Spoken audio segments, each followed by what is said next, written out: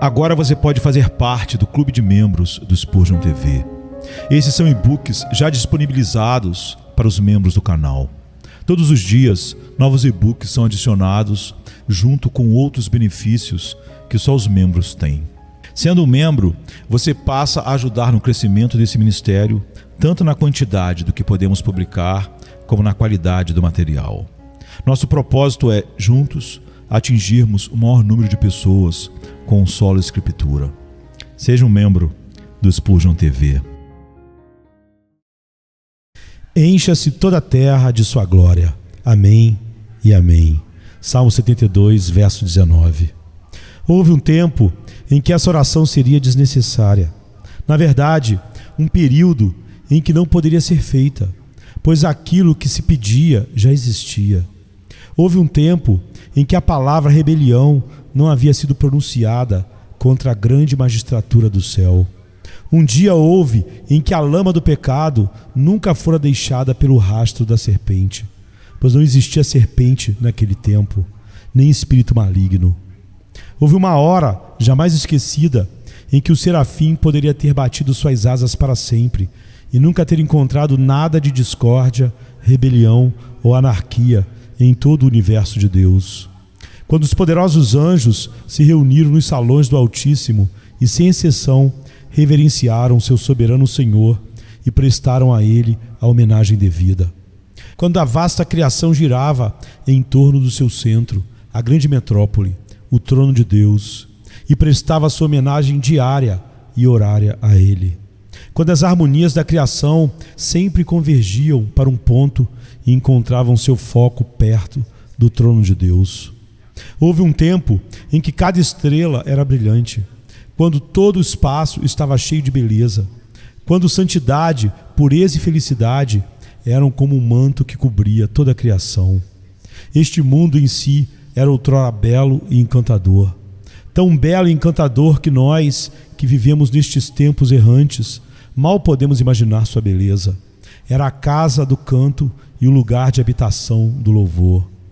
Se ele não tivesse supremacia entre suas irmãs esferas, certamente não seria inferior a nenhuma delas. Cercado de beleza, cingido de alegria e habitado por seres santos e celestiais.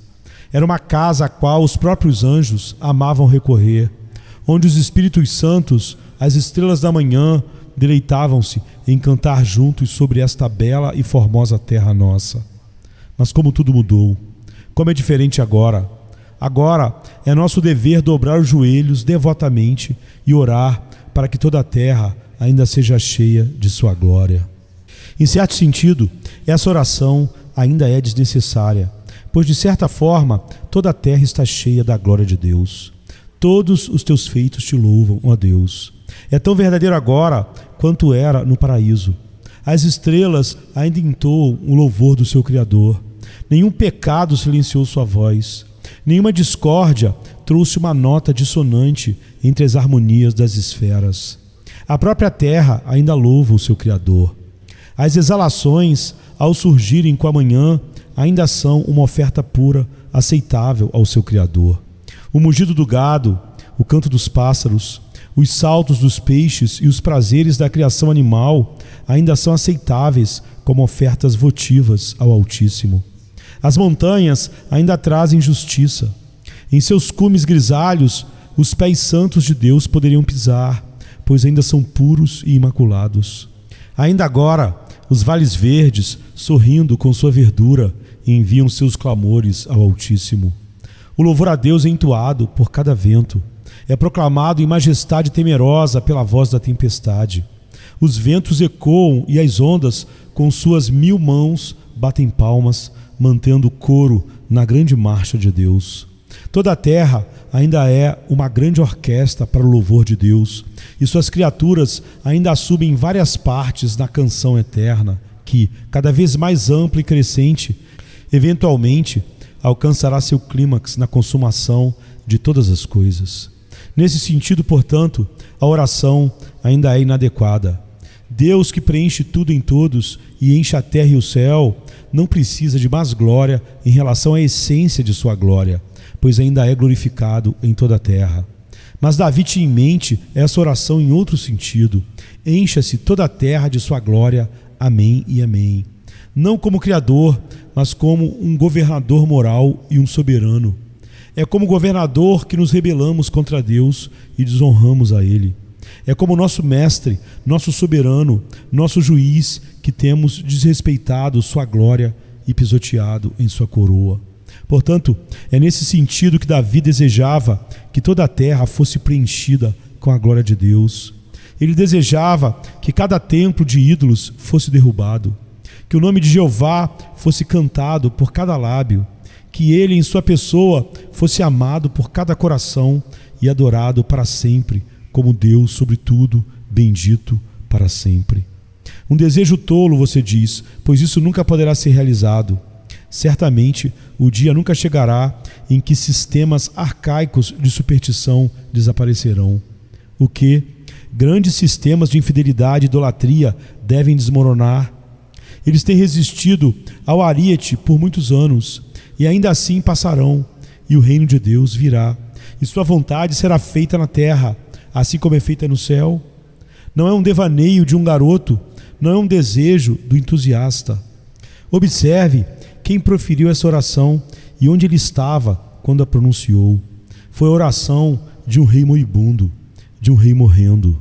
Foi a oração de um homem santo de Deus, cujos olhos naquele momento se iluminaram com o brilho da cidade celestial, enquanto ele estava em cima do poderoso Pisga e contemplou a paisagem. A oração do salmista moribundo, quando na margem de sua vida ele contemplou o oceano. A oração de um rei poderoso, quando ele viu o pergaminho da profecia se desenrolar diante dele pela última vez e estava prestes a ser conduzido à presença de seu Criador. Ele proferiu isso como seu último e melhor desejo. E quando o pronunciou, afundou-se em sua cama, e é dito: as orações de Davi, filho de Jessé, se encerraram aqui. Foi sua última oração. Que toda a terra seja cheia de sua glória. Amém e amém. Deixe-me explicar a oração. É uma oração ampla, maciça. Uma oração por uma cidade exige um estiramento da fé. Sim, há momentos em que uma oração por um homem é suficiente para abalar nossa crença, pois mal conseguimos pensar que Deus nos ouvirá mesmo por esse único homem. Mas como essa oração é grande, quão abrangente, que toda a terra seja cheia da sua glória. Amém e amém. Não exclui um único país, por mais pisoteado sob os pés da superstição que esteja. Não deixa de fora nenhuma nação, por mais abandonada que seja.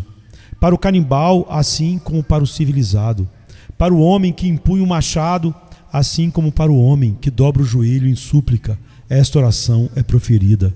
Que toda a terra seja cheia de sua glória. Amém e amém. Deixe-me apenas mencionar muito brevemente o que acredito que o salmista quis dizer. Ele desejava que a verdadeira religião de Deus pudesse ser enviada para todos os países. Olhando desse ponto de vista, enquanto proferimos esta oração, uma multidão de pensamentos invade nossas mentes. Eis que vemos os sistemas arcaicos de antigas superstições.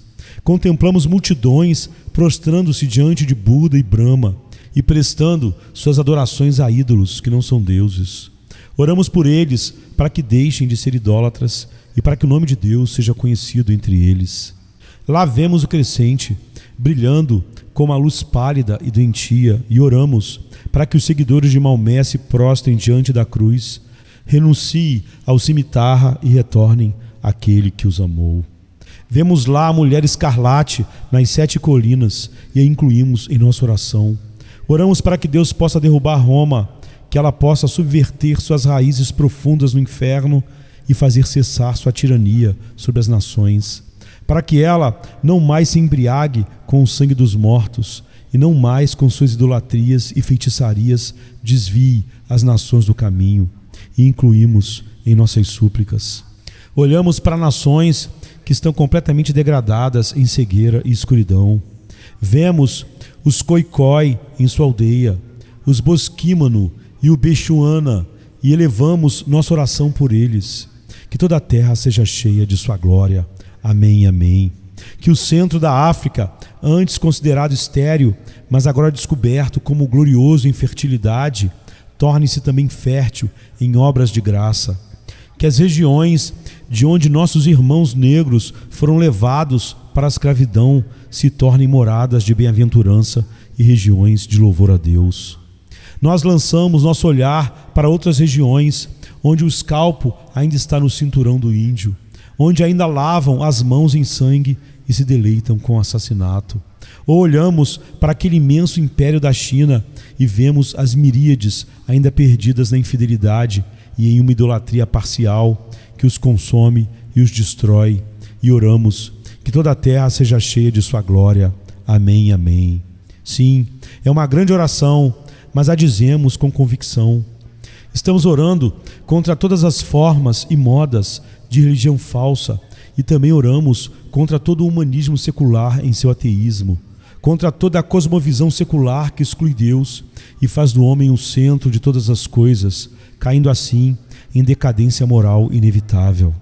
Estamos clamando contra o anticristo e orando para que chegue o dia em que todos os templos sejam desmantelados, quando todos os santuários fiquem tão pobres quanto a pobreza, e quando não haja templo além do templo do Senhor Deus dos exércitos, e quando nenhum cântico seja entoado além do cântico de Aleluia, a Ele que nos amou e nos lavou dos nossos pecados no seu próprio sangue. Mas queremos mais do que isso. Não desejamos apenas o cristianismo nominal de qualquer país, mas a conversão de cada família em cada país. Que toda a terra seja cheia da sua glória. Amém, amém. Será que esse desejo é grande demais? Alto demais? Será que estamos sendo demasiadamente otimistas em nossas expectativas? Não. O conhecimento do Senhor deve cobrir a terra, como as águas cobrem o mar. E isso é a promessa que temos. Não desejamos ver lugares secos aqui e ali, mas assim como as profundezas do mar estão cobertas pelas águas, queremos que cada nação seja coberta pela verdade de Deus. E assim oramos para que cada família a receba. Sim, oramos para que cada lar tenha sua oração matinal e vespertina. Oramos para que cada família seja criada no temor do Senhor, para que cada criança possa dizer no colo de sua mãe, Pai Nosso, e que a resposta venha à oração infantil, venha o teu reino. Sim, pedimos a Deus que cada casa seja como as tendas de Judá, consagradas a Deus. Pedimos que até mesmo o Kraal dos Khoikhoi se torne uma sinagoga de louvor a Deus. Nosso desejo é que o homem se torne tão santo que cada refeição se torne uma Eucaristia, e cada copo um cálice, e cada vestimento uma vestimenta sacerdotal, e que todo o seu trabalho seja consagrado ao Senhor. Temos a obrigação de esperar por isso, pois está escrito: até mesmo os sinos dos cavalos serão santidade ao Senhor, e até mesmo as panelas nas casas serão como as bacias diante do altar. Mas vamos além disso. Não pedimos apenas pela conversão das famílias, mas pela salvação individual de todos os seres existentes. Que toda a terra seja cheia de sua glória. Amém e amém. Se houver um coração que não bate em louvor a Deus, ou um lábio que se cala na melodia de ações de graças, então ainda haveria um lugar que não estaria cheio do louvor a Deus. E aquele que permanecesse não convertido mancharia e ofuscaria todo o grande trabalho de encher a terra da glória de Deus. O missionário certa vez disse, e diz com razão, que se todas as pessoas do mundo fossem convertidas, exceto um homem na Sibéria, valeria a pena para todos os cristãos na Inglaterra fazerem uma peregrinação à Sibéria, se a salvação daquele homem não pudesse ser alcançada de outra maneira. E assim seria. A salvação de uma alma é inexprimivelmente preciosa, e quando oferecemos esta oração, não excluímos ninguém. Oramos para que o ateu, o blasfemador, o rebelde endurecido, o libertino, cada um seja cheio da glória de Deus. E então pedimos misericórdia para toda a terra. Não deixamos de fora nem sequer um, mas esperamos e ansiamos pelo dia em que toda a humanidade se curvará aos pés do Salvador, quando cada mão trará tributo, cada lábio entoará um cântico e cada olho expressará sua alegria e louvor. Acredito que esta seja a oração do salmista, que cada pessoa possa ser convertida e, na verdade, em todos os lugares, em cada coração e consciência, Deus possa reinar sem rival, Senhor supremo sobre o grande e vasto mundo. Venha se cansado estás, e eu descanso darei.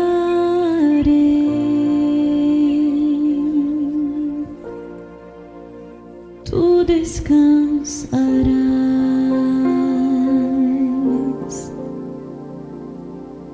Venha-me se não tens paz, e eu darei paz sem fim.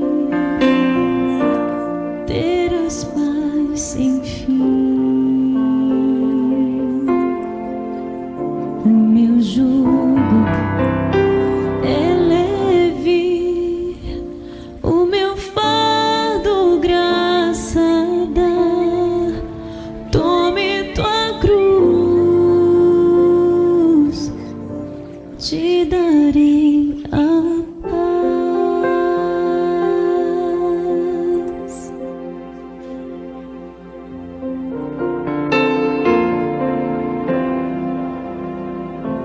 Venha o aflito e lhe darei paz, minha paz darei.